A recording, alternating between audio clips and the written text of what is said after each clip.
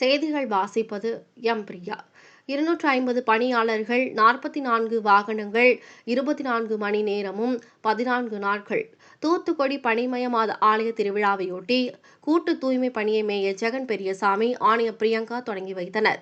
தூத்துக்குடி பணிமயமாத ஆலய 444வது ஆண்டு கொடியேற்றத்துடன் திருவிழாவை முன்னிட்டு வரும் 26ஆம் தேதி கொடியேற்றத்துடன் தொடங்கி ஆகஸ்ட் மாதம் 5ஆம் தேதி நிறைவு பெறும். இதனையொட்டி தூத்துக்குடி மாநகராட்சி சார்பில் கூட்டு தூய்மை பணியை மேயர் ஜெகன் பெரியசாமி, ஆணையர் பிரியங்கா ஆகியோர் கொடியசைத்து தொடங்கி வைத்தனர். பின்னர் மேயர் ஜெகன் பெரியசாமி கூறுகையில், தூத்துக்குடி பணிமயமாதா 444வது ஆண்டு திருவிழா வரும் 26ஆம் தேதி கொடியேற்றத்துடன் தொடங்கி அடுத்த மாதம் 5ஆம் தேதி நிறைவு பெறுகிறது.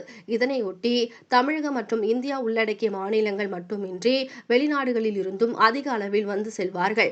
எல்லா தரப்பினரும் பங்கு கொள்ளும் மிகப்பெரிய திருவிழாவான இந்த விழாவிற்கு தூத்துக்குடி மாநகராட்சி சார்பில் கடந்த 4 ஆண்டுகளாக மாதா கோவில் மற்றும் அதை சுற்றியுள்ள பகுதி முழுவதும் சுகாதாரத்தை பேணி பாதுகாக்கும் வகையில் பணிகளை மேற்கொண்டு ஏற்கனவே சாலை வசதி, பேவர் பிளாக்கள் பதித்தல், மின் விளக்கு, குடிநீர், கழிவுநீர் கால்வாய் நீரோட்டம் என அனைத்து பணிகளும் முறையான நல்ல முறையில் செய்து கொடுத்துள்ள நிலையில் 23ஆம் தேதி இன்று முதல் அடுத்த மாதம் 5ஆம் தேதி வரை மக்கள் வந்து செல்லும் அப்பகுதிக்குட்பட்ட சாலை மற்றும் தெருக்களில் 24 மணி நேரமும் 3 ஷிப்டுகளாக 44 வாகனங்களில் 250 தூய்மை பணியாளர்கள் முழுமையாக தூய்மை பணியில் ஈடுபட உள்ளனர்.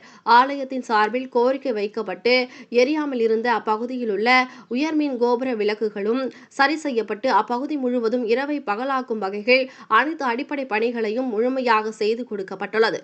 கூடுதலாக தேவை எதுவும் இருந்தால் அதையும் நிறைவேற்றி கொடுப்பதற்கு மாநகராட்சி நிர்வாகம் தயாராக உள்ளது என்று தெரிவித்தார்.